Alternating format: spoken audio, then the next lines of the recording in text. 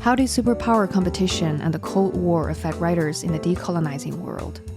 In the book The Aesthetic Cold War, Peter Kalliney explores the various ways that rival states used cultural diplomacy and the political police to influence writers. In response, many writers from Africa, Asia, and the Caribbean, such as Chinua Achebe, Mulk Raj Anand, Eileen Chang, C.L.R. James, Alex Guma, Doris Lessing, Ngũgĩ Thiong'o, and Wole Soyinka, carved out a vibrant conceptual space of aesthetic nonalignment, imagining a different and freer future for their work. Thank you for tuning in to The Global Novel. I'm Claire Hennessy. With me today is the book's author, Peter J. Kalliney. Dr. Kalliney is professor of English at the University of Kentucky. His books include Cities of Affluence and Anger, Commonwealth of Letters, and Modernism in a Global Context.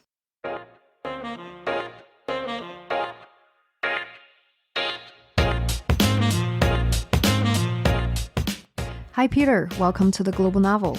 Claire, thank you so much for having me. It's a real pleasure talking with you. I've been an admirer of your podcast for a little while now since I became aware of it. It's something that I can use not only for myself, for my students. So it's a real pleasure to speak with you today about my book. That's very kind of you, Peter. It does mean a lot to us as we are striving to produce high-quality content to make academic education in literature more accessible to the world. So, to begin with, how did you get started on this fascinating project? Because for me, it's such an amazing work of intellectual history, right? And it surprisingly reveals this unknown history of a post-war ideological fight in which the U.S. and Soviet Union actually manipulated and influenced each of their literary productions. I started out with the fundamental question of how did the Cold War, especially the aesthetic rivalry between the United States and the Soviet Union during the Cold War period, which was really dominated by arguments about the function and use of aesthetics. The U.S. and its cultural intermediaries had long been proponents of free expression, especially free expression in the arts, and they often accused the Soviet Union of being too interventionist, telling writers what they could and couldn't say.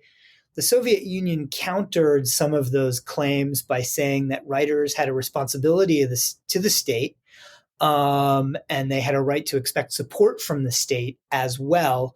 And they countered some of those accusations by saying that in the U.S. and in the capitalist countries more generally, writers had the freedom to say what they want, but also the freedom to be ignored by the marketplace. Soviet cultural figures argued that writers in North America and other parts of Western Europe were too beholden to what consumers wanted and to what large capitalist book interests wanted. In the cultural marketplace. So each side was making arguments about what was the function of aesthetics, to whom should writers be responsible? Did they have a responsibility to the state and to the constituents of the state, or do they have a responsibility to publishers and their shareholders? So this was one of the key arguments of the Cold War.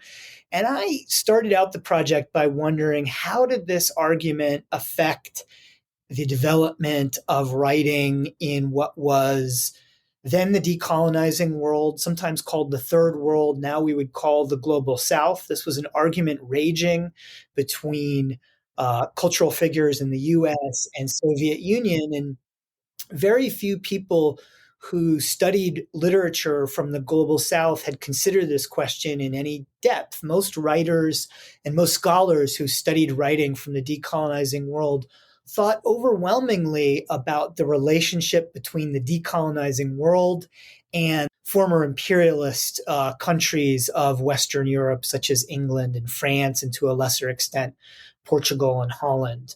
And very few writers and scholars had considered in any depth what the effect of the Cold War was. And this struck me as an interesting question because, of course, decolonization for much of the world happened at exactly the same time. It was coincidental with the Cold War, but not many scholars had considered the conjuncture of these two questions. Now, as I started doing my research on this topic, rather than do a thematic reading of literature, reading literary texts, novels and poems and plays and essays from the decolonizing world for signs of the Cold War, I decided that I would concentrate my efforts on the two areas where the actions of the US and Soviet Union had affected the institutions and the development of literature in the global South. I'm thinking on the one hand of cultural diplomacy. So the US and the Soviet Union from the 1940s through the late 1980s were involved with various cultural diplomacy programs, as I called them. These were book and magazine publishing schemes that targeted writers and audiences from the global South. There were literary conferences, which I spend a great deal of time talking about in the book. There were radio programs. There were art tours, there were music concerts, there were libraries, there were magazines, there were translation schemes funded by the Soviet Union and United States that were featuring writers from the global South. So cultural diplomacy was one way that large states tried to influence writers from the global South, to woo them through sponsorship, as it were. And the other obvious mechanism that large states used to influence writing from the global South during this period was through censorship and through monitoring of writers. I spend a lot of time in this book talking about how the FBI monitored writers from the Caribbean, especially. I talk about C.L.R. James and Claudia Jones. I talk extensively about MI5's surveillance of Doris Lessing, as well as C.L.R. James. MI5 is the domestic security service similar to the FBI in the United Kingdom. One major difference is that the MI5 also had a very large global network with which it was connected through imperial relationships. And I also spend a good deal of time in the latter half of the book talking about African writers who spent time in prison and what that experience. Like a lot of scholarly books, or at least the ones I've been involved with, it got started somewhat accidentally. I was at the Harry Ransom Center at the University of Texas in Austin. I was doing some archival research on a book called Commonwealth of Letters. And I was doing some research on a BBC radio program called Caribbean Voices. So as I was doing my research on this radio program, I was describing some of this research to some of the archivists there at the Harry Ransom Center, because archivists always know things that researchers don't know. They know interesting things about their collections. They're extremely knowledgeable, and they can often open doors that you didn't even know existed as a researcher. So I was describing my research to some of the librarians there, and the woman I was speaking to said, I need to set you up to talk with my colleague, a guy called Bob Taylor. He's got some stuff that's going to be really interesting for you. I said, okay, sounds cool. So the next day I met with this gentleman, and he said, okay, have you ever heard of the Transcription Center or someone called Dennis Durden, the guy who ran the Transcription Center? And I said, nope, I've never heard of either. He said, well, the Transcription Center was started in the early 1960s in London, and it was a radio recording studio and clearinghouse on African literature. He said, okay, and with a little twinkle in his eye, he said, and did you know that the CIA were the sponsors, the clandestine sponsors of the Transcription Center? And I said, whoa, hang on. Now you've got my attention. The CIA were sponsoring a radio recording studio and distribution center on African literature in particular, and hosting interviews with Chinua Achebe and Wole Soyinka, Alex Guma, and all those guys. He said, yes, the CIA were the people paying the bills. And I said, okay, now you've got my attention. What on earth were the CIA doing? And he said, well, that's where my part of the story ends and yours begins. You're the academic, you're the researcher. roll your sleeves up, get in the archives, and figure out why the CIA were involved in African literature. So that's kind of where the project started. That's just amazing. It's also very mind-blowing for me to read from your book that W.E.B. Du Bois was monitored and censored by the US government due to his socialist stance at the time, right? Could you talk more about how the US government agencies, for example, the CIA, was involved and how CIA intervened in its global literary production, and how this particular kind of intervention affects the intellectuals' literary freedom?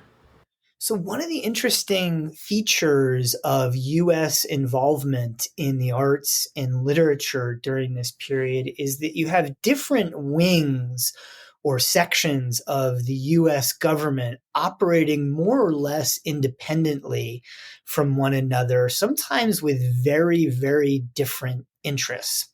So we know the least in many ways about exactly what the CIA was up to because their records, with the exception of the records of the Congress for Cultural Freedom, are not open to the public. The CIA has not opened up its records in any way that would allow us to scrutinize them. Through a sort of lucky quirk, we do have the records of the Congress for Cultural Freedom, because the CIA set it up as an independent nonprofit organization. And when the CIA withdrew its funding, all the records from this nonprofit eventually made their way to the University of Chicago's special collection, where they now are still. So we got lucky in many respects because the CIA doesn't normally open up its records. One of the interesting facts about the CIA's involvement in the arts is that they were very, very conscious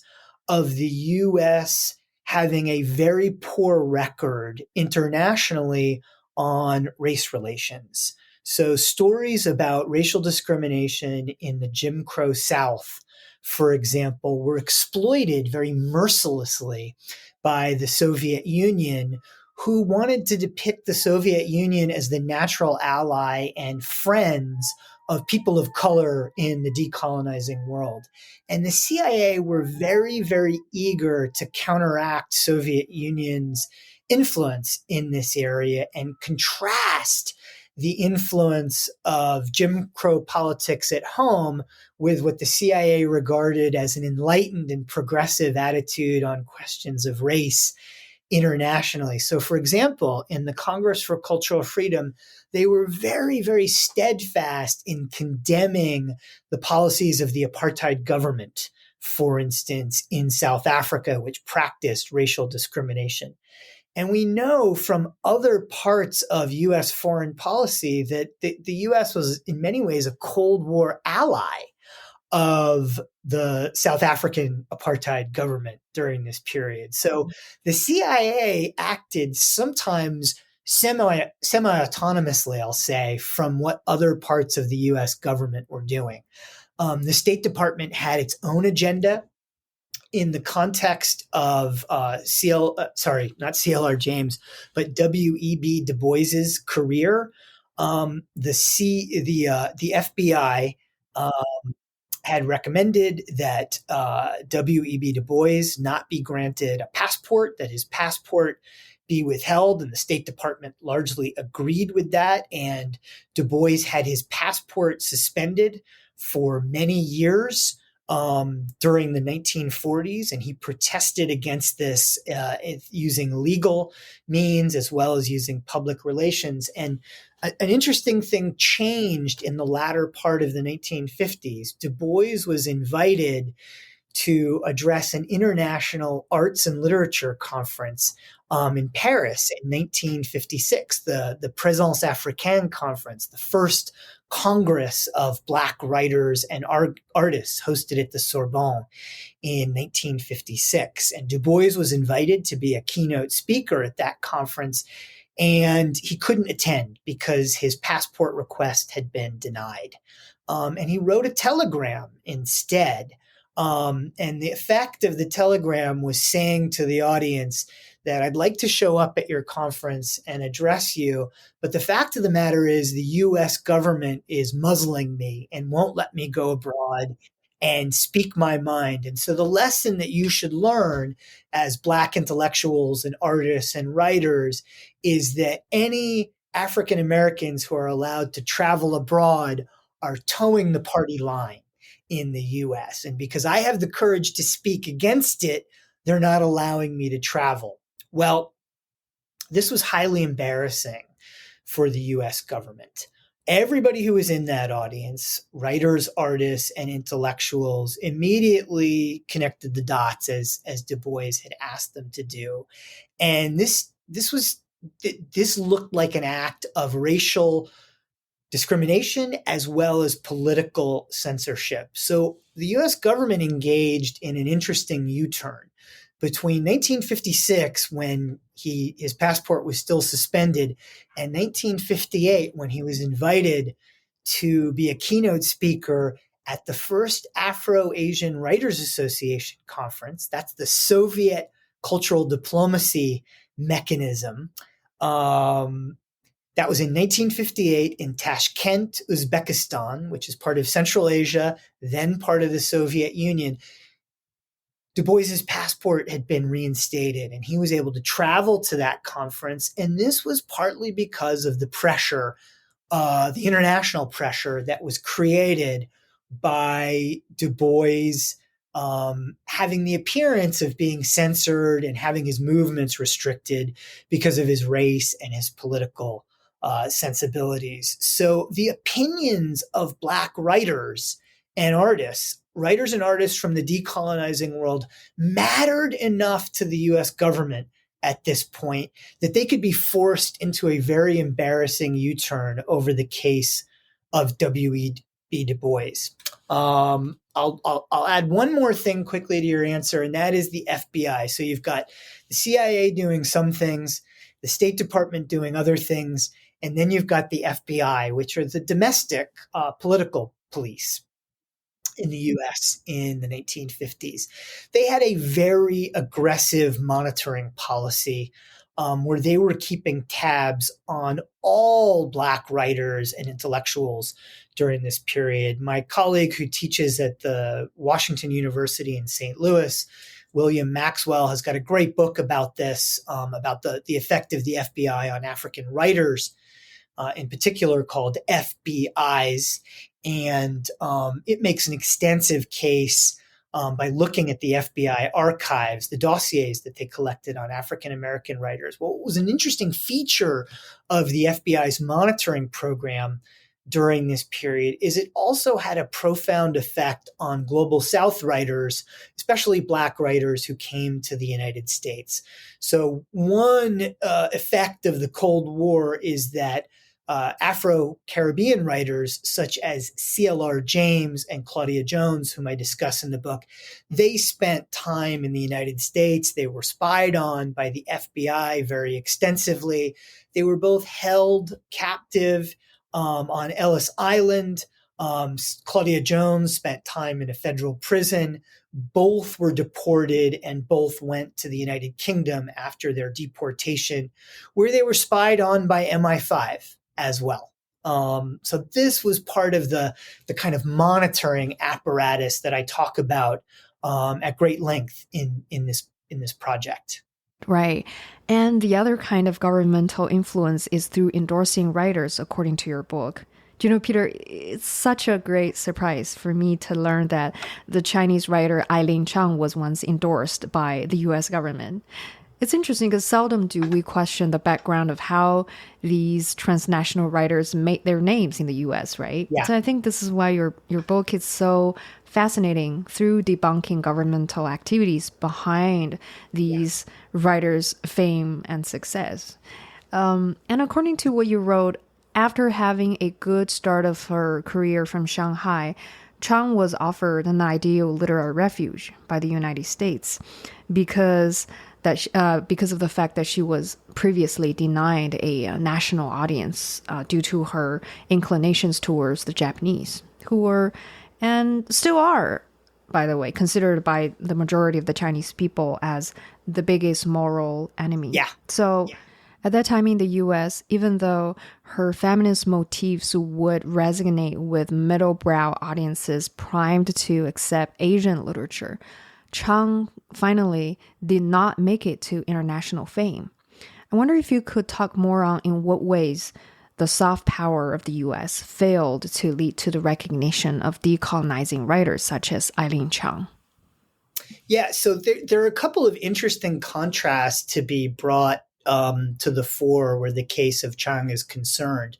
So if you compare her to a writer, an intellectual such as C.L.R. James, the contrast is really striking and obvious. So their careers overlapped.